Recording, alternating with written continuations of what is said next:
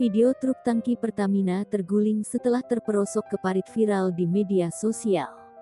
Peristiwa itu diketahui dari unggahan akun Instagram @magetanbanget, Jumat tanggal 28 Mei tahun 2021.